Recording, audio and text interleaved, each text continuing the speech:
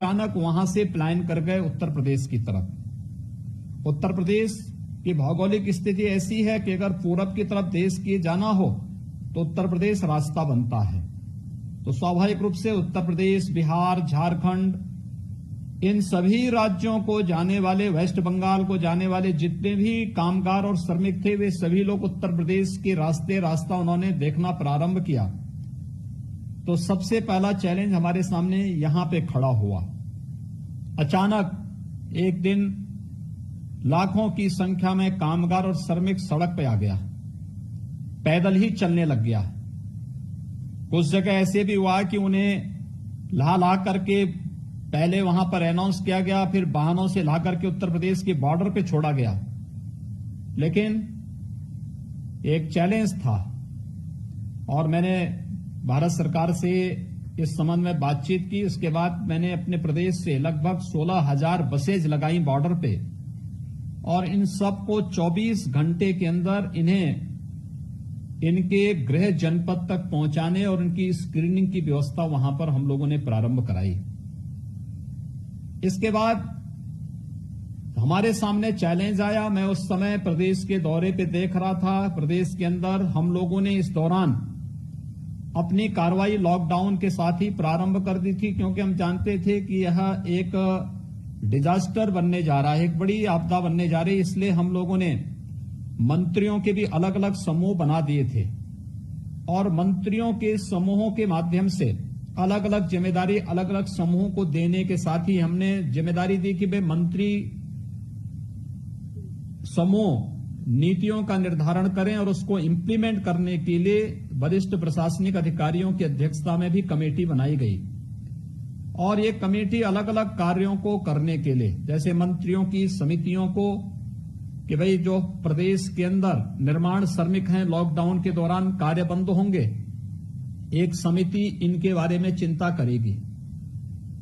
एक समिति ठेला, खोमचा, पटरी व्यवसायी, इन सब के बारे में चिंता करेगी। एक कमेटी ग्रामीण क्षेत्र में या शहरी क्षेत्र में दैनिक जीवन से जुड़े हुए उन सभी जो कारीगर हैं, राजमिस्त्री है, कारपेंटर है, सैलून का नाई जो चलाने वाला नाई है, टेलर है, इस कारीगरी से जुड़े हुए उन सभी के बारे में चिंता करेगी। अलग अलग कमेटी अलग अलग कार्यों के लिए निर्धारित करते हुए मंत्रियों का समूह उसके लिए कार्य करने के लिए, और साथ साथ हम लोगों ने टीम 11 का गठन प्रशासनिक वरिष्ठ प्रशासनिक अधिकारियों की अध्यक्षता में प्रदेश के अंदर हम लोगों ने गठित किया। प्रदेश के अंदर गठित पहली कमेटी जो चीफ सेक्रेटरी की अध्यक्षता की कमेटी थी, वह देश के अंदर अलग अलग राज्यों के साथ संवाद स्थापित करने के लिए या भारत सरकार के साथ संवाद स्थापित करना हो, चीफ सेक्रेटरी इसके बारे में संवाद स्थापित करेंगे, उनके साथ एक कमेटी बना दी गई। दूसरी कमेटी जो औद्योगिक संस्थानों को, औद्योगिक इकाइयों के बारे में थी कि वे लॉकडाउन कितने दिन चलता है कोई पता नहीं, यह हम पहले समय से ही जान रहे थे कि क्योंकि लंबा चल सकता है। तो हमने औद्योगिक और अवस्थापना विकास के आयुक्त की अध्यक्षता में एक कमेटी गठित की कि औद्योगिक श्रमिकों की समस्याओं का समाधान और उनको लॉकडाउन के दौरान भी मानदेय मिले, वेतन मिले, भोजन आदि की व्यवस्था उनकी हो, ये सारी सुविधाएं उनको मिलती रहे, इसकी चिंता इस कमेटी को करनी है।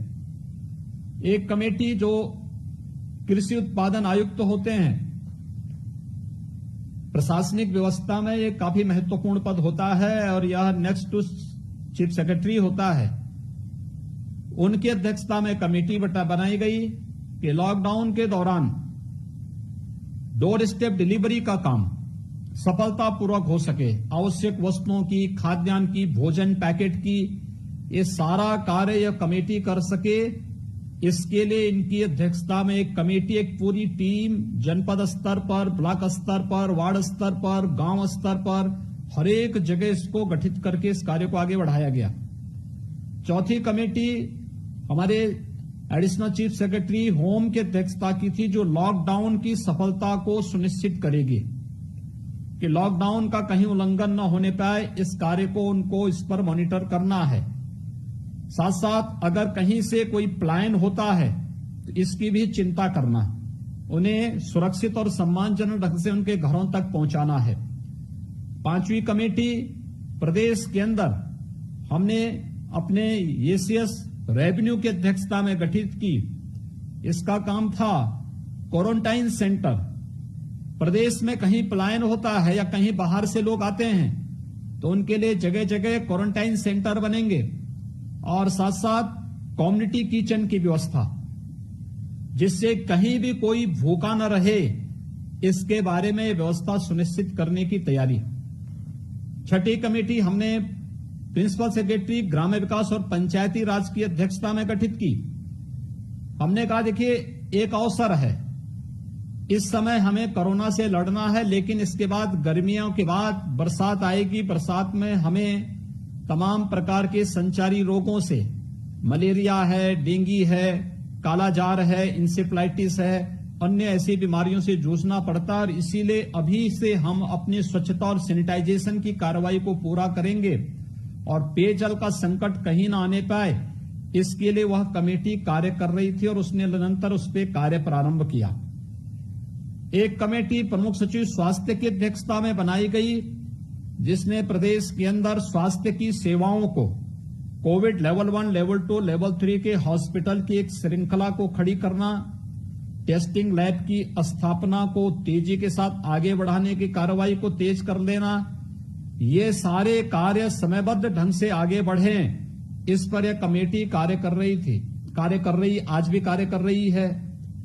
एक कमेटी हम लोगों ने डीजीपी की अध्यक्षता में गठित की, जो प्रदेश के अंदर सुरक्षा और कानून व्यवस्था की मजबूत स्थिति को हर स्थिति में पालन करा सके, लेकिन फोर्स को इन्फेक्शन से भी बचाना है। हमारे थाने, हमारी पुलिस चौकियां, हमारी पुलिस जो पीएससी की वाहनियां हैं, पुलिस ट्रेनिंग के स्कूल हैं या पुलिस के जो मेस हैं, इसमें कहीं भी कोई इन्फेक्शन न फैलने पाए। ये डीजीपी की अध्यक्षता में कमेटी जेलों को भी सुरक्षा प्रदान करना, इसके बारे में भी कार्रवाई करना, तो ये कार्य उस कमेटी के द्वारा किया गया। एक कमेटी हमारे एडिशनल चीफ सेक्रेटरी फाइनेंस की अध्यक्षता में कि प्रदेश के माध्यम से हमें इस दौरान गरीबों को कहीं भी कोई सहायता करनी हो तो डीबीटी के माध्यम से करेंगे। इसके लिए हर गांव में बैंकिंग कॉरेस्पॉन्डेंट हो सके, बैंकों में भीड़ न हो, बैंकिंग कॉरेस्पॉन्डेंट की व्यवस्था, स्टेट लेवल बैंकर्स कमेटी के साथ संवाद और प्रदेश के अंदर भी राजस्व की कमी न होने पाए, हम अपने राज्य कर्मचारियों को और रिटायर्ड कर्मचारियों को समय पे वेतन और पेंशन का भुगतान कर सकें, इसकी चिंता ये कमेटी करेगी। राजस्व की कमी कहीं न होने पाए, इसकी चिंता ये कमेटी करेगी। एक कमेटी प्रमुख सचिव एग्रीकल्चर की अध्यक्षता में बनाई गई, जिसमें यह व्यवस्था सुनिश्चित करना कि किसानों को इस दौरान कोई समस्या न होने पाए।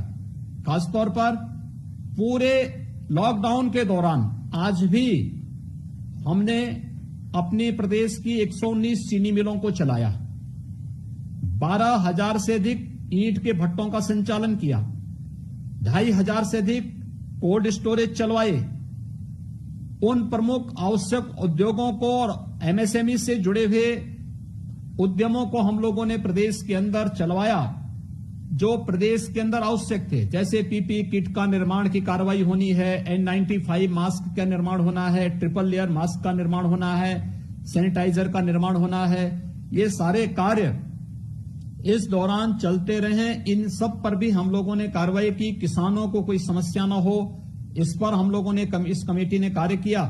लेकिन हर जरूरतमंद को खाद्यान्न भी उपलब्ध हो, यह भी सुनिश्चित करना। हम लोगों ने अब तक प्रदेश के अंदर 18 करोड़ लोगों को 5 बार सफलतापूर्वक निःशुल्क खाद्यान्न उपलब्ध करवाया है और 1 जून से हमारा 6ठी बार खाद्यान्न उपलब्ध प्रारंभ होगा प्रदेश के 18 करोड़ लोगों को। यह क्रम हमारा निरंतर चल रहा है। प्रदेश के अंदर, देश के अंदर आप देख रहे होंगे बड़ी संख्या में मजदूरों का पलायन हो रहा है, लेकिन उत्तर प्रदेश से 25 लाख लेबर उत्तर प्रदेश के अंदर काम करता है, 25 लाख श्रमिक उत्तर प्रदेश के अंदर कार्य करता है। एक भी व्यक्ति पलायन नहीं कर रहा है और वह सभी यहां बना हुआ है, क्योंकि लॉकडाउन के दौरान भी हम लोगों ने उनको मानदेय भी दिलाया और जहां आवश्यकता पड़ती थी, जहां उद्योग तैयार थे, उन्होंने अपनी परमिसेस में लॉजिंग फूडिंग की व्यवस्था अगर मजदूरों की श्रमिकों की, तो उनको हम लोगों ने लॉकडाउन के दौरान चलाने की भी अनुमति दी। आज के दिन पर हमारे जो 25 लाख श्रमिक हैं, उनमें से जो बंदी थे उन सभी में हम लोगों ने 22 लाख लोगों को वापस वे लोग अपने कार्य में आ चुके हैं। उनको लॉकडाउन के दौरान का भी मानदेय मिला है और साथ साथ आज वे फिर से अपने कार्य को आगे बढ़ा चुके हैं। इसी प्रकार से प्रदेश के अंदर ये सभी कार्रवाई टीम 11 को एक कार्य देकर के प्रतिदिन मेरे साथ एक कमेटी बैठती है। आप आश्चर्य करेंगे कि जिस समय कोरोना का पहला पेशेंट यूपी में आया था, तो हमारे पास लैब नहीं थी, कोविड हॉस्पिटल नहीं थे, पीपीई किट नहीं थी, N95 मास्क नहीं थे, और जैसे ही ये चला कि सैनिटाइजर की आवश्यकता पड़ेगी, तो सैनिटाइजर जो छोटे से पैक पे था 80 रुपए का था, उसकी कीमत 500-600 रुपए आगे बढ़ गई। हम लोगों ने अपने जितने भी प्रदेश के अंदर डिस्टिलरीज थी, चीनी मिलें थी, इन सबको बुलाया और अल्कोहल से हम लोगों ने इतना सैनिटाइजर उपलब्ध कराया कि प्रदेश के अंदर हमने अपने प्रत्येक नगर निकाय को, प्रत्येक ग्राम पंचायत, हमारे पास लगभग 60,000 ग्राम पंचायतें हैं, हमारे पास प्रदेश के अंदर लगभग 700 के आसपास अर्बन बॉडीज हैं। इन सभी को, हर चिकित्सालय को, हर ऑर्गेनाइजेशन को पर्याप्त मात्रा में सैनिटाइजर उपलब्ध कराया और यही नहीं 28 राज्यों को भी हमने प्रदेश से सैनिटाइजर उपलब्ध करवाने में हमने सहयोग किया, यहां से हमने उपलब्ध करवाया है। एक भी पीपीई किट की यूनिट हमारे पास नहीं थी, आज हमारे पास 28 प्रदेश के अंदर पीपीई किट की यूनिट मौजूद है। N95 मास्क यहां पे बन रहा है। महिला स्वयंसेवी समूह यहां पर पर्याप्त मात्रा में ट्रिपल लेयर मास्क बना रही हैं और लैब हमारे पास एक भी नहीं थी। जब पहला पेशेंट उत्तर प्रदेश में आया था तो हमने उसका उपचार दिल्ली के सफदरजंग में करने के लिए भेजा था। आज प्रदेश के अंदर हमारे पास 26 लैब हैं। हम प्रतिदिन 10,000 टेस्ट करने की क्षमता विकसित कर चुके हैं। हमारे पास एक भी हॉस्पिटल नहीं था, आज हमारे पास हॉस्पिटल की एक चेन खड़ी हो चुकी है और देश के अंदर सर्वाधिक बेड आज के दिन पर उत्तर प्रदेश में 78,000 लेवल 1, लेवल 2, लेवल 3 के हॉस्पिटल के बेड उत्तर प्रदेश के अंदर हम लोग क्रिएट कर चुके हैं, हमारे पास मौजूद हैं। यानी 78,000 कोरोना पेशेंट अगर उत्तर प्रदेश में दुर्भाग्य से आ ही गया तो हम एक समय में इन सबको उपचार की सुविधा उपलब्ध करा सकते हैं। ये एक कार्य यहां पर इस रूप में किया गया और एक टीम वर्क था, जिसका परिणाम था कि हम लोगों ने कोरोना को भी काफी हद तक कंट्रोल किया। 24 करोड़ की आबादी के प्रदेश में कुल 6,000 कोरोना पॉजिटिव के केसेस आए हैं अब तक और इसमें से भी 3400 ठीक होकर के जा चुके हैं। ये अब तक का हमारा प्रदेश का रिजल्ट है और ये स्थिति तब है जब हम लोगों को पहले चरण में दिल्ली के लगभग 4 लाख जो हमारा माइग्रेंट लेबर था, प्रवासी कामगार था, वो अचानक 27-28 मार्च को ही प्लान किया था। हमें उसको सुरक्षित उसके घरों तक पहुंचाने के लिए पहले क्वारंटाइन सेंटर, फिर उसके घरों तक ले जाने की व्यवस्था करनी पड़ी। यहां हम इससे उभरे ही थे कि तबलीगी जमात का एक नया संकट हमारे सामने आ गया। मैं उस दौरान स्वयं भी 29 को नोएडा और गाजियाबाद के दौरे पे था और जब मैं वहां गया तो मुझे जानकारी मिली कि दिल्ली के निजामुद्दीन मरकज में एक बड़ा आयोजन हुआ था। इसमें विदेशों से आए हुए काफी लोगों ने भाग लिया है और उसमें काफी उत्तर प्रदेश के भी लोग थे। तो मैं तुरंत वहीं से अपना कार्यक्रम स्थगित करते हुए वापस आया। मैंने हर एक जिले को अलर्ट किया और अलर्ट करने के बाद मैंने उनसे कहा, भाई तबलीगी जमात से जुड़े हुए लोग जहां भी हैं इनको तत्काल कंटेन करिए, इनको उठा करके बंद करिए, इनकी जांच करिए। अगर ये खुल गए, ये बाहर आ गए, ये संक्रमण फैलाएंगे और आप फिर कम्युनिटी इन्फेक्शन से बचा नहीं पाएंगे। और देखते ही देखते हम लोगों ने 5,000 से अधिक ऐसे जमातों को तत्काल 2 दिन के अंदर यानी 48 घंटे के अंदर इन सबको गिरफ्तार करके ले लिया। प्रारंभिक उसमें हमारे पास 90% जो मामले थे संक्रमण के तबलीगी जमात से जुड़े हुए थे और इनके कारण संक्रमण तेजी के साथ फैला।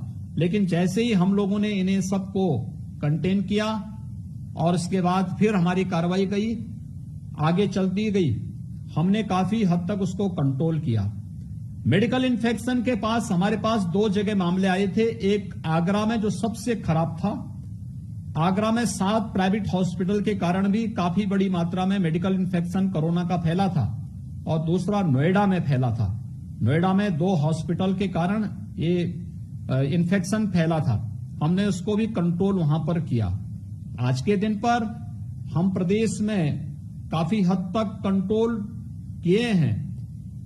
जब तक देश के अंदर प्रवासी कामगार और श्रमिकों के पलायन का मुद्दा नहीं आया था, तब तक हमारे केवल 25 जनपद ऐसे थे जो कोरोना संक्रमित थे।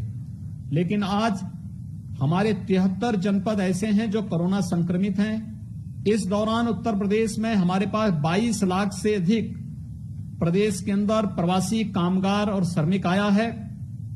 हम लोगों ने इनके लिए व्यवस्था की है, खासतौर पर प्रवासी कामगार की सुरक्षित और सम्मानजनक वापसी हो सके, इसके लिए हमारी जो कार्य योजना बनी है, इस पर खासतौर पर हमने बहुत व्यापक कार्य योजना बनाई। एक भारत सरकार का जो हमें मदद मिला है, भारत सरकार के रेलवे मंत्रालय ने जो मदद की, तो हम लोगों ने भारत सरकार के सहयोग से उन्हें सुरक्षित लाने के लिए रेलगाड़ियों का इस्तेमाल किया।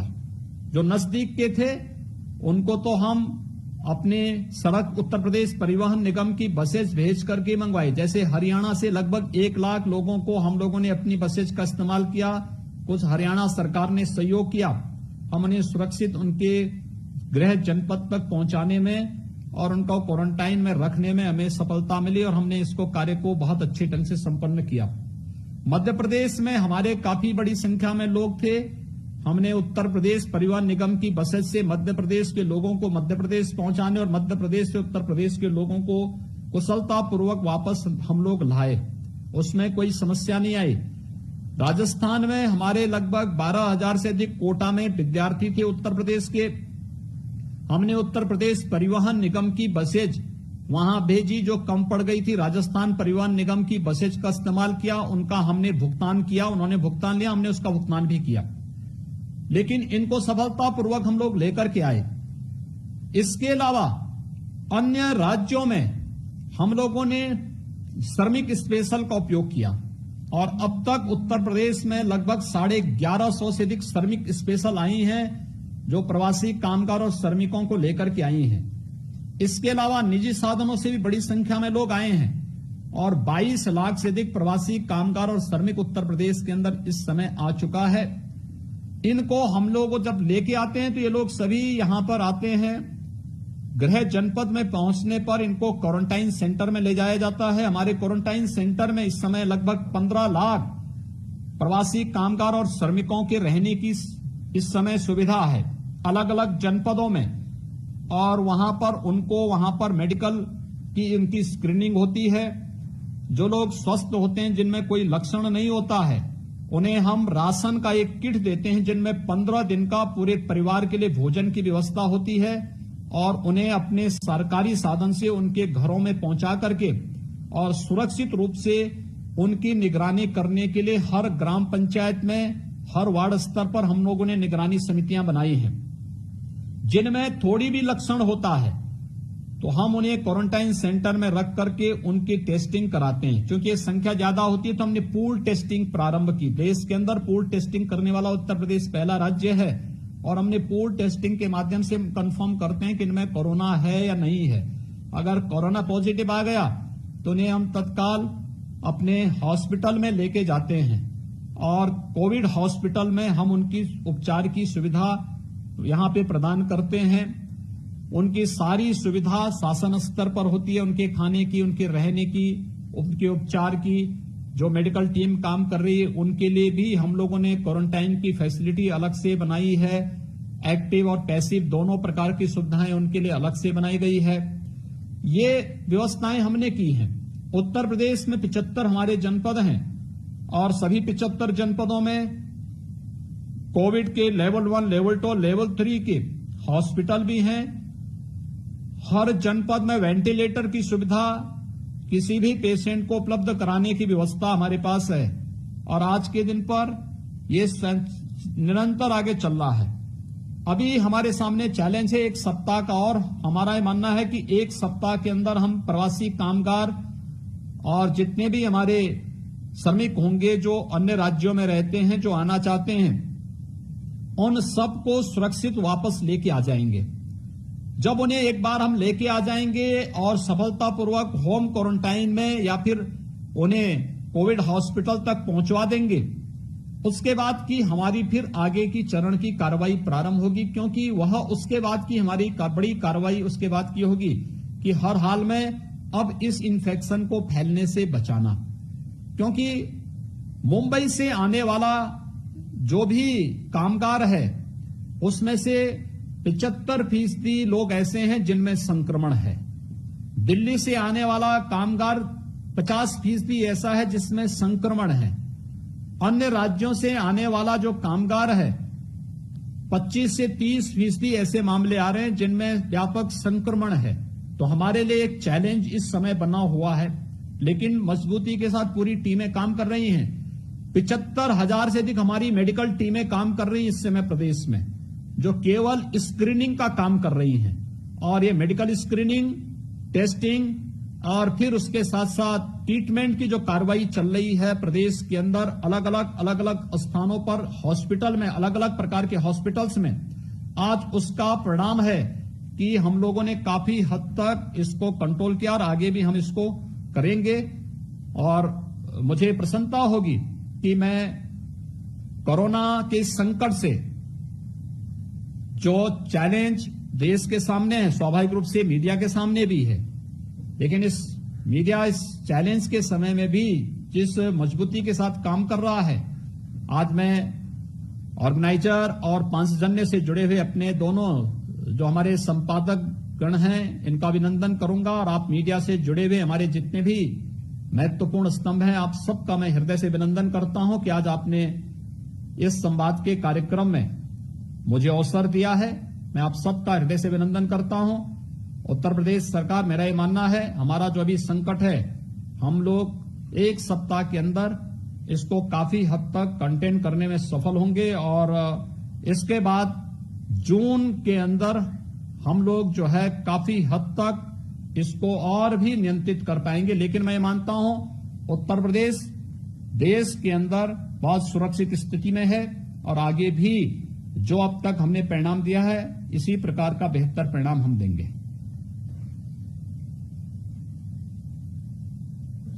धन्यवाद मुख्यमंत्री जी। आपके उद्बोधन में जो अभी आपने बात रखी, हमारे पास पूरा जो हमने नंबर दिया है उस पर प्रश्नों की बिल्कुल झड़ी लगी हुई थी, परंतु आपने जिस तरह से तथ्यात्मक जानकारी दी, मुझे लगता है बहुत सारे प्रश्नों का उत्तर उसके साथ मिल गया है। परंतु फिर भी बहुत सारे वरिष्ठ पत्रकारों के हमारे पास कुछ प्रश्न हैं। मैं चाहूंगा, मैं जानता हूं कि 5:30 बजे के बाद आपकी एक और बैठक लगी हुई है, इसके बाद मैं जितने अधिक प्रश्न हम इस बीच में ले सकें मेरा प्रयास रहेगा कि हम वो प्रश्न लें। पहला प्रश्न में हमारे पास जो है सिद्धार्थ जराबी जी का है, एडिटर इन चीफ है ब्लूमबर्ग टीवी के। सिद्धार्थ जी पूछ रहे हैं कि उत्तर प्रदेश सरकार ऐसे कौन से नए कदम उठा रही है जिससे कि चीन से शिफ्ट होने वाली कंपनियां, क्योंकि चीन के लिए पूरी दुनिया में एक आक्रोश का, भय का, आशंका का माहौल है, तो उत्तर प्रदेश सरकार ऐसे कौन से कदम उठा रही है कि जो चीन से शिफ्ट होने का मन बना रही है वो कंपनियां, उनके लिए उत्तर प्रदेश एक आकर्षक स्थान बन सके, उन्हें उत्तर प्रदेश में निवेश के लिए आकर्षित किया जा सके। देखिए, मैं धन्यवाद दूंगा सिद्धार्थ जी को कि उन्होंने जो आज की जो सबसे लोगों का कोरोना संकट के बाद रोजगार से संबंधित जो एक आशंका है, सबसे पहले प्रश्न वहीं से प्रारंभ किया है। और मुझे बताते हुए प्रसन्नता है कि जर्मन की एक बहुत बड़ी लेदर से जुड़ी हुई फर्म है, उसने आगरा में अपना निवेश करने में रुचि दिखाई है और वो चीन से आ रही है। वह हर वर्ष 30 लाख से अधिक जूते बनाने का काम आगरा में करेगी और ये कार्रवाई आगे बढ़ चुकी है। हम लोग इस चीज को, अपनी पूरी कार्रवाई को आगे बढ़ा रहे हैं। मेरा ये मानना है कि इस समय भारत निवेश का सबसे अच्छा गंतव्य है और उत्तर प्रदेश उसमें और भी अच्छा है। एक, उत्तर प्रदेश के अंदर कनेक्टिविटी, बहुत अच्छी कनेक्टिविटी है। हमारे पास एक्सप्रेस वे का सबसे अच्छा तंत्र हमारे पास मौजूद है। एयर कनेक्टिविटी यूपी के अंदर है और दुनिया का सबसे बड़ा मार्केट भी हमारे पास है। हमारी अपनी पॉलिसीज हैं, सेक्टोरियल पॉलिसीज के माध्यम से हम लोगों ने उस प्रकार की व्यवस्थाएं दी हैं और चीन से सस्ता लेबर भी हमारे पास मौजूद है। सक्षम और स्किल जो मैन पावर है वो हमारे पास मौजूद है। ये सभी संभावनाओं को ध्यान में रख करके और सुरक्षा का जो वातावरण है, स्टेबिलिटी जो यहां पर है, उसके कारण ये मैं मानता हूं कि जो व्यापक संभावनाएं बन रही हैं वह उत्तर प्रदेश उस अधिक से अधिक निवेश को यहां पर आकर्षित करने में सफल होगा। हम लोग उस प्रक्रिया को काफी आगे बढ़ा चुके हैं और ये शुरू हो चुका। जो मैंने जर्मन की कंपनी जो चीन से अपने निवेश को ला करके उत्तर प्रदेश में करने जा रही है, उससे मैंने शुरुआत की है। लेकिन ये मान के चलिए कि इसमें बहुत सारी चीजें इसमें आ रही हैं और वो चीजें बहुत जल्दी मुझे लगता है सभी लोगों को जमीन पर दिखाई भी देगी। धन्यवाद। मुख्यमंत्री जी, मेरा दूसरा प्रश्न जो है वो 2 आयाम उसके साथ जुड़े हुए हैं। राहुल महाजन जी का प्रश्न है, राज्यसभा टीवी के प्रधान संपादक हैं। उनका कहना है कि देश के प्रमुख औद्योगिक राज्यों से जो माइग्रेंट वर्कर्स जो हैं उत्तर प्रदेश की तरफ आ रहे हैं, तो ऐसे में 2 चुनौतियां आने वाली हैं। एक तो जिन राज्यों से लेबर इस तरह से निकलेगी वहां पर औद्योगिक गतिविधियां हैं वो प्रभावित हों, और जिन राज्यों की ओर पलायन बढ़ेगा वहां कोविड-19 के केसेस बढ़ेंगे। इस चुनौती को आप कैसे? देखिए, मैं आभारी हूं अपने राहुल जी का। उन्होंने जो दोनों आशंकाएं व्यक्त की हैं बहुत उचित हैं, लेकिन हम उसके प्रति पहले से सतर्क भी हैं। आप देख रहे होंगे हम लोगों ने इसलिए 75,000 से अधिक अपनी मेडिकल टीमें गठित करके स्क्रीनिंग को और तेज किया है। हम इस बात को जानते हैं कि जो माइग्रेंट लेबर आएगा संक्रमण भी आएगा, लेकिन स्क्रीनिंग और उसके साथ साथ देखिए वह कार्यकर्ता पसीना बहाता है तो स्वाभाविक रूप से वह इस संक्रमण से जूझने की ताकत उसके पास है। सामान्य व्यक्ति, आप परिणाम देखेंगे कि सामान्य व्यक्ति में अगर संक्रमण होता है तो उसको ठीक होने में 14 से 20 दिन लग रहे हैं, और माइग्रेंट लेबर में संक्रमण के बाद 6-7वें दिन ही वह कोरोना नेगेटिव में आ जा रहा है। एक बहुत बड़ी ताकत है ये हमारी। इसलिए संक्रमण के साथ साथ यह हमारी एक बहुत बड़ी ताकत हमें प्राप्त हो रही है, और इस बड़ी ताकत का इस्तेमाल हम लोग प्रदेश के अंदर कर रहे हैं। जो माइग्रेंट लेबर आ रही है इसकी स्क्रीनिंग के साथ ही हम इसकी स्किलिंग भी करने जा रहे हैं, और स्किल मैपिंग की जो कार्रवाई हमारी चल रही है, स्किल मैपिंग के माध्यम से आप आश्चर्य करेंगे कितना अच्छा मैन पावर हमारे पास है। इसमें प्लम्बर हैं, इसमें कारपेंटर हैं, इसमें राजमिस्त्री हैं, इसमें टेलर मास्टर हैं, इसमें ड्राइवर हैं, इसमें कंप्यूटर ऑपरेटर हैं, इसमें अलग अलग फील्ड से जुड़े हुए बहुत बड़ी मात्रा में लोग हैं। और इनके लिए आज हमारी सरकार ने, मैं आपको बताते मुझे प्रसन्नता है, और मैं सही बता रहा हूं कि मैं किसी मीडिया ग्रुप में पहली बार बोल रहा हूं। मैंने आज ही अपने अधिकारियों को आदेश दिया है, उत्तर प्रदेश के अंदर अपने जितने भी ये मैन पावर हमारी है, इन सब की स्किल मैपिंग के साथ साथ इसके लिए एक कमीशन का गठन करके और व्यापक पैमाने पर रोजगार उन्हें उत्तर प्रदेश के अंदर ही उपलब्ध कराने की कार्रवाई। अब अगर किसी राज्य को मैन पावर चाहिए तो इस मैन पावर को सोशल सिक्योरिटी की गारंटी स्टेट गवर्नमेंट देगी, इसका बीमा कराएगी, इसको हर प्रकार से हम सुरक्षा देंगे। लेकिन साथ साथ राज्य सरकार बिना हमारे परमिशन के हमारे लोगों को लेकर के नहीं जाएगी, क्योंकि कुछ राज्यों में जिस प्रकार की दुर्गति हुई है, जिस प्रकार का व्यवहार हुआ है, उसको देखते हुए हम इनकी सोशल सिक्योरिटी की गारंटी अपने हाथों में लेने जा रहे हैं। और इसके लिए मैंने आज एक कमीशन बनाने की व्यवस्था की है, जिसके लिए हम लोग बहुत शीघ्र एक अपने कामगार का, चाहे वो यहां का हो चाहे वह बाहर से आया हो, प्रत्येक की स्किल मैपिंग करेंगे, उसकी सुरक्षा, उसकी बीमा की व्यवस्था करेंगे, उसको हर प्रकार की सुविधाएं देंगे। उत्तर प्रदेश के अलावा देश और दुनिया में जहां कहीं भी जाएगा राज्य सरकार उसके साथ हमेशा खड़ी रहेगी। आपके इस उत्तर के साथ ही एक प्रश्न यूएनआई के सचिन भौरिया जी का था रोड मैप के बारे में, जिसका उत्तर मिल गया और उत्तर के साथ ही सभी पोर्टल्स को एक एक्सक्लूसिव खबर भी मिल गई है इस कमीशन के बारे में। तो मुझे लगता है मीडिया के लिए एक ताजा बड़ी खबर है। अगला एक जो प्रश्न है हमारे पास प्रमोद जोशी जी का है। प्रमोद जोशी जी वरिष्ठ पत्रकार हैं, पूर्व स्थानीय संपादक दैनिक हिंदुस्तान के भी संस्करण के हैं।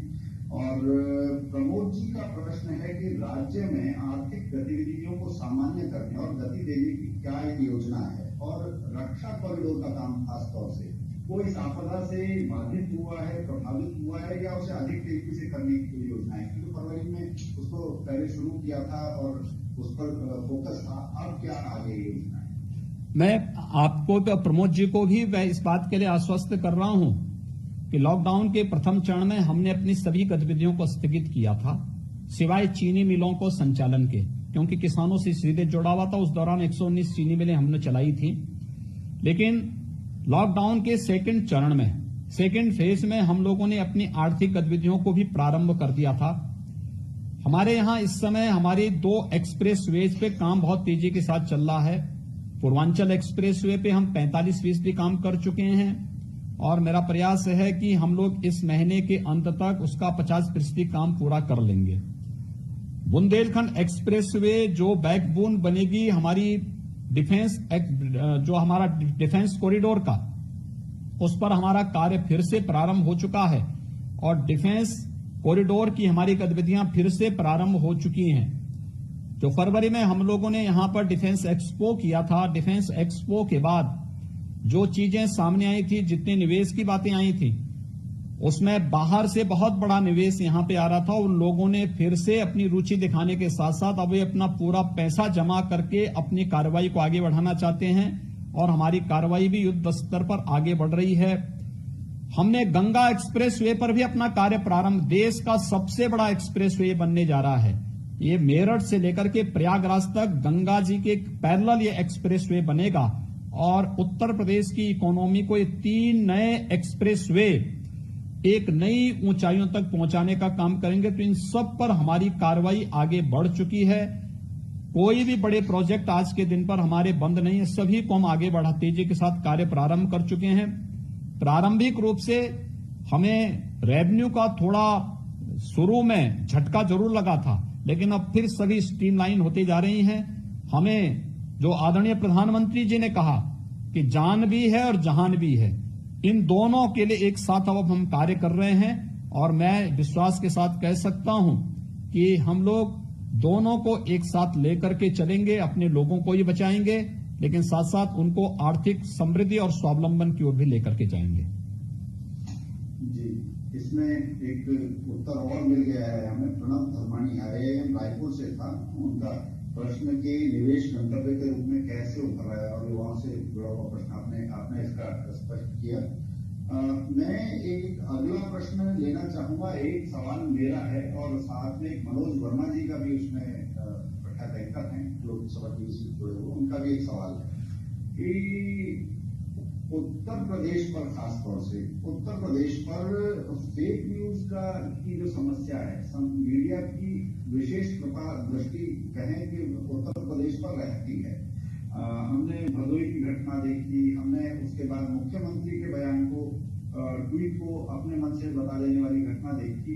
ये फेक न्यूज की समस्या का जो विकराल रूप से उभर कर आई है प्रदेश में और खासकर उत्तर प्रदेश में, शासन स्तर पर इससे निपटने और रोकथाम के लिए सरकार क्या कदम उठाती है? देखिए, मैं मीडिया की स्वायत्तता का पक्षधर हूं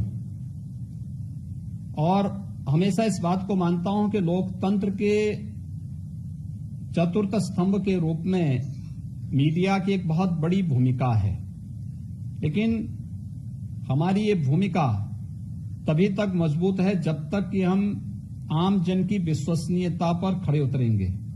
जहां भी हमारी विश्वसनीयता डगमगाई तो स्वाभाविक रूप से वो हमारे सामने एक संकट खड़ा करेगा। इसलिए फेक न्यूज को हर एक स्तर पर रोकना, और हम लोग पहले इस चीज को तय कर लेते हैं। अगर कोई फेक न्यूज दे रहा है उसको नोटिस देते हैं, भाई आप थोड़ा इसका बताइए, इसका स्रोत क्या है। और उसके बाद नहीं होता है तो फिर इस मामले में, चूंकि माननीय उच्चतम न्यायालय ने भी और इस मामले में पहले ही कार्रवाई करने के लिए कहा था, क्योंकि छोटी छोटी अफवाहें और गलत जो फेक न्यूज होती हैं, ये फर्जी खबरें होती हैं, ये कभी कभी बड़ी दुर्घटना का कारण बन सकता है, बड़ी घटनाओं का कारण बन सकता है। इसलिए इसको हर हाल में रोकना, और हम लोगों ने प्रदेश के अंदर इस पर बहुत सख्ती से लगाम लगाने की भी कार्रवाई प्रारंभ की है कि फेक न्यूज को हर हाल में इसको रोकना चाहिए, रोका जाना चाहिए। इसलिए यहां से हर किसी भी इस प्रकार की न्यूज को लेकर तत्काल संबंधित व्यक्ति के पास नोटिस जाता है कि भाई आप इसका कारण बताइए, नहीं बताएंगे तो फिर हम इसके बाद इस पर आगे की कार्रवाई करेंगे। तो ये दोनों चीजें एक साथ चलती हैं। हम एक अवसर जरूर देते हैं उनको, लेकिन अगर उसके बाद भी कुछ लोग अपनी आदतों में सुधार नहीं लाने का नहीं वो करते हैं, प्रयास नहीं करते हैं, तो फिर उसमें हमें आगे कानूनन कार्रवाई करनी पड़ती है। जी, एक और प्रश्न है विनीत सक्सेना जी का, यूनिट हेड हैं अमर उजाला बरेली देते हैं। विनीत जी का प्रश्न है कि सबसे पहले दिल्ली से मजदूरों का पलायन हुआ, उसके बाद अन्य राज्यों से मजदूरों का पलायन हुआ। उत्तर प्रदेश में ये मजदूरों की सबसे बड़ी संख्या थी जो जिन्हें लौटना था, तो उत्तर प्रदेश में तो एक यकायक जो जोर पड़ा उत्तर प्रदेश पर, ये पलायन की घटनाएं, इनकी टाइमिंग और इनके पीछे का जो पुश था, वो आपको सहज लगता है या इसके पीछे कोई अदृश्य कारण भी आता है? देखिए, दोनों चीजें हैं। और देखिए, हम लोग इस बात को मानते हैं कि हर एक कार्य का कोई ना कोई कारण जरूर होता है, और इसके पीछे भी रहा है। मैंने आपको बताया कि अगर लॉकडाउन के दौरान सभी लोगों को, जो लोग गरीबों के बारे में नारेबाजी करते हैं, बड़े बड़े नारे लगाते हैं, बड़े बड़े स्लोगन देते हैं, इन लोगों ने ईमानदारी से इन कामगारों की चिंता की होती तो संभवतः पलायन को काफी हद तक रोका गया होता। दुर्भाग्य से ऐसा नहीं हुआ। मानदेय नहीं मिला, किसी प्रकार की कोई सुविधा नहीं प्राप्त हुई, बहुत सारी जगह बिजली और पानी के कनेक्शन काटे गए, उनको पलायन करना पड़ा। लेकिन चूंकि वह प्रवासी कामगार हमारा अपना आदमी था, हमारी ताकत है, तो हम लोगों ने बड़ी सहृदयता के साथ उसे गले लगाया, उसको उसके घर तक पहुंचाया है। एक भी प्रवासी कामगार और श्रमिक 22 लाख से ऊपर यूपी में आ चुका है। कोई व्यक्ति उत्तर प्रदेश के अंदर उपेक्षा की बात नहीं कर सकता है, और आज उसको ये एहसास हुआ है कि प्रदेश और केंद्र की सरकारों के कारण वह सुरक्षित अपने घरों में पहुंचा है। हर एक को राशन मिल रहा है, हर एक को भरण पोषण भत्ता मिल रहा है, हर एक की स्किल मैपिंग हो रही है, और हर एक को रोजगार और नौकरी देने की तैयारी भी हम लोग राज्य स्तर पर अपना प्रारंभ कर चुके हैं। और मैं इस बात को मानता हूं कि ये हमारे लिए एक अवसर है। जो भी इसके लिए कारक होंगे वह उसका अपना भोगेंगे, लेकिन हमारे लिए एक अवसर है जब हम अपनी मैन पावर का उपयोग राज्य की समृद्धि में कर पाएंगे, और उस समृद्धि की जिससे हम लोगों ने इस चैलेंज को एक अवसर के रूप में ही बदला है। हमें तात्कालिक रूप से थोड़ी समस्या उस समय आई थी, आज भी आई है, लेकिन हम लोग ये मानते हैं कि वह यूपी का निवासी है, उत्तर प्रदेश का कामगार है, तो हमें उत्तर प्रदेश के अंदर उसके लिए व्यवस्थाएं देनी, हम उसको ये व्यवस्थाएं दे रहे हैं, और उसकी ऊर्जा का उपयोग उत्तर प्रदेश की समृद्धि में लेंगे।